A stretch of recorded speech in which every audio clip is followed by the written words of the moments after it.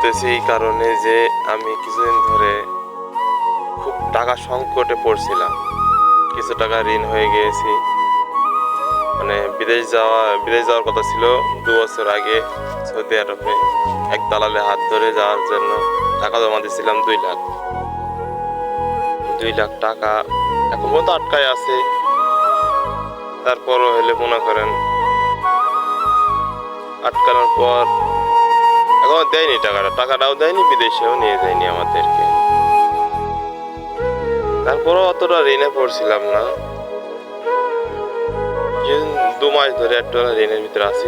আল্লাহ পাক কয়েকদিন ধরে ভালোই কাজ কাম দিচ্ছে, ঋণ দানা মুক্ত হয়ে উঠছি। সবাই দোয়া করবেন যাতে আমি সবসময় ঋণ দ্বারা মুক্ত থাকতে পারি।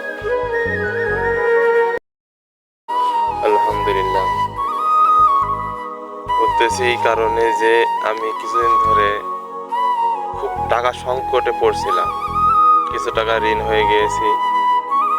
মানে বিদেশ যাওয়ার কথা ছিল 2 বছর আগে সৌদি আরবে এক দালালের হাত ধরে যাওয়ার জন্য টাকা জমা দিয়েছিলাম 2 লাখ।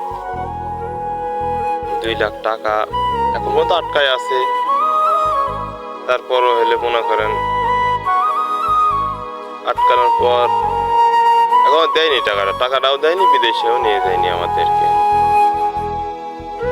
তারপরও অতটা ঋণে পড়ছিলাম না। 2 মাস ধরে একটা ঋণের ভিতরে আছি। আল্লাহ পাক কয়েকদিন ধরে ভালোই কাজ কাম দিচ্ছে, ঋণ দানা মুক্ত হয়ে উঠছি। সবাই দোয়া করবেন যাতে আমি সবসময় ঋণ দ্বারা মুক্ত থাকতে পারি।